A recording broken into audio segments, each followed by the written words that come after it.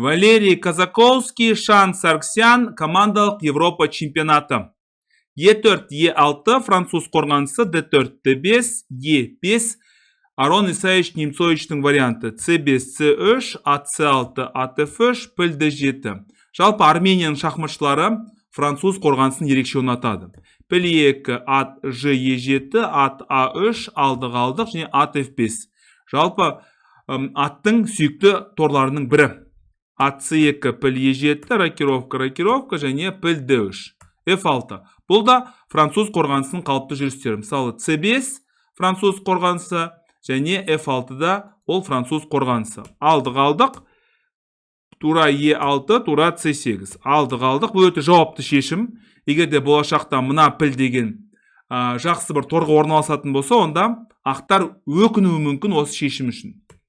Піл F4, піл Е8, тамаша, піл деген H5-ке барғысы кеп тұр. Вәзір D2, піл H5 және ат негізгі орталыққа келді. Ат A5. Ат A5, вәзір D3 және G5. Орталық тұрақты, сол себепті оң қанатта немесе сол қанатта шабуыл жасауға болады. Піл D2, F4. Енді мына H7, B1 деген қиғаш жолға мына пілді мүмкін болашақта орналастыру. Алдық алдық, вәзір B3, вәзір D2. Жақсы, мынаны алсаң ал, бірақ мен болашақта мына жерге және мысалы мына жерге міндетті түрде шабуыл жасаймын деп тұр. Ат B4 және піл негізгі орталықтағы аттың көзін жойды.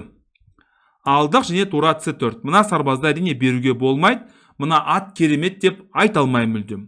A3, A5 орталық тұрақты, сол себепті оң қанатта немесе сол қанатта шабуыл жасаңыз болады. Вәзір H3, піл G6. Енді мына пілмен мына атты салыстыруға келмейді.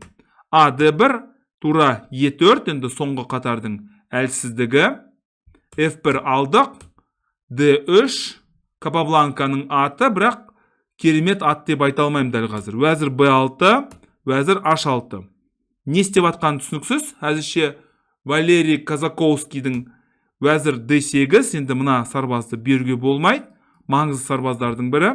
Ат артқа қарай шегінді және F3. Бұл енді сарбаз шеге деген лақабаты бар. Сарбаз шеге. Егер де болашақта атпен жүретін болсаңыздар, онда мүмкін әртүрлі амалдар былай да алу мүмкін, әртүрлі соң тура H4 деген сияқты әрекеттер болып қалу мүмкін. Мына патшаның жағдай онша емес. Былай G4, былай және тура F5. Тек қана алға. Алдық алдық, сарбаз шеге тұр. Ат деген нашар. Мен үнемі айтатын нәрсе, егер де аттың бір жақсы торы жоқ болатын болса, ол сарбаздан да осал болады. H1, тура G5. Алдық және алдық. Жақсы деп тұр. Мына патшаның жағдай онша емес. Дәл қазір піл E4 деген әрекет жасағымыз кеп тұр. F4, тура E4 және вәзір E7.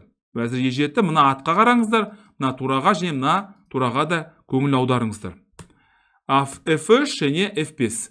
Бұл енді өрт сөндіргіш қорғаушы деген лақабаты бар. Ат D4 және тура H5. Енді мынағанда шабуыл жасаудың әртүрлі амалдары. F3, H4, батареямызды құрдық. Батареяның ең басты мақсаты қомағалар қатарына кіру. F2, вәзір A3, мына жердегі тамаша сарбаз болды. G2, патша F7. Енді әртүрлі цейтнот кезінде, уақыт жетіспеген кезде осындай жүрістер болады. Өйткені мына байлау әдісі көңілді көншітпейді. C1, B4, шах және патша F6. Осы жерде біз деген Вильгельм Штайнистің ережесін есімге түсіреміз. Патша өзін өзі қорғай алады. Алдық алдық, тура D2 және B5.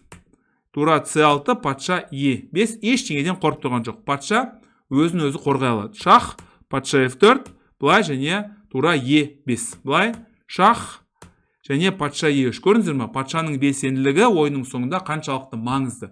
Бірақ міндетті түрде жақсылап тұрып есептеу керек.